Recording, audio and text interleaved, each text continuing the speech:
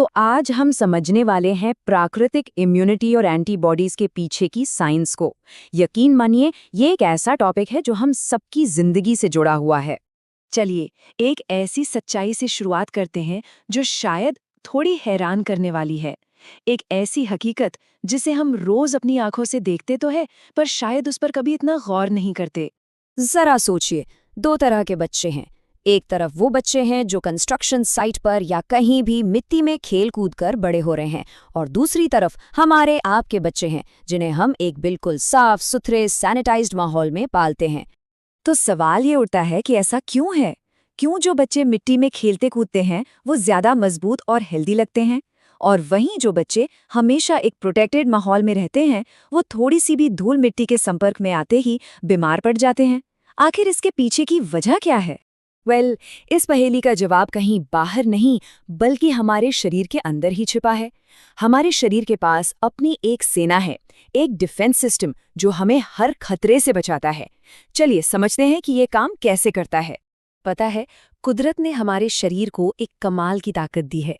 ये किसी भी बाहरी खतरे को, किसी भी वायरस को पहले से ही भांप लेता है और फिर उससे लड़ने के लिए खुद को तैयार करना शुरू कर देता है। ये एक ऑटोमेटिक डिफेंस मैकेनिज्म की तरह है। और इस डिफेंस सिस्टम के, इस सेना के जो सबसे खास सिपाही है ना, वो है एंटीबॉडीज। लेकिन ये एंटीबॉडीज हैं क्या चीज, और ये बनती कैसे हैं? चलिए पता लगाते हैं। इसे एकदम आसान भाषा में समझिए। एंटीबॉडी एक तरह का काउंटर वायरस है। मतलब जब कोई बाहरी वायरस हमारे शरीर में घुसने की कोशिश करता है तो हमारा शरीर उसे मारने के लिए उसी वायरस का एक डुप्लीकेट बना लेता है। बस उसी डुप्लीकेट को हम एंटीबॉडी कहते हैं। तो ये पूरा प्रोसेस चलता कैसे है?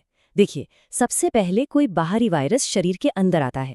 फिर हमारा शरीर पहचान लेता है कि भाई कोई दुश्मन घुसाया है। इसके बाद शरीर उस दुश्मन से लड़ने के लिए अपना खुद का हथियार यानी एंटीबॉडी तैयार करता है। और बस फिर यही एंटीबॉडी उस बाहरी वायरस से लड़कर उसे खत्म कर देती है। और यहीं पर सबसे जरूरी बात छुपी हुई है। अगर हम अपने शरीर को हर छोटे मोटे वायरस से बचाकर रखेंगे, उसे कभी लड़ने का मौका ही नहीं देंगे, तो क्या होगा? धीरे धीरे शरीर को एंटीबॉडी बनाने की जरूरत ही महसूस नहीं होगी। और एक दिन ऐसा भी आ सकता है कि शरीर ये जरूरी एंटीबॉडीज बनाना ही बंद कर दे। एंटीबॉडीज की इसी ताकत को समझने के लिए ना, इतिहास में एक बहुत ही दिलचस्प किस्सा है, और ये कहानी जुड़ी है एक गाय से। क्या कभी सोचा है कि चेचक मतलब स्मॉल पॉक्स जैसी भयानक बीमारी का जो पहला टीका बना था, वो आखिर बना कैसे था? इसकी कहानी बड़ी मजेदार है।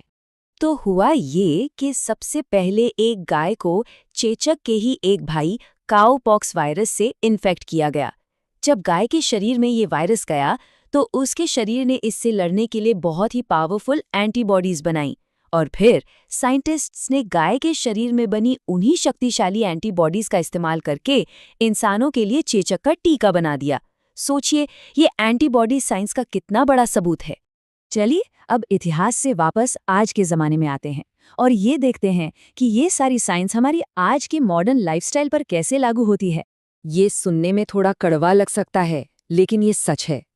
जैसे जैसे हमारी लाइफस्टाइल ज़्यादा साफ सुथरी और सैनिटाइज्ड होती जा रही है, हम अपने शरीर को कुदरती तौर पर मजबूत होने का मौका ही नहीं दे रहे।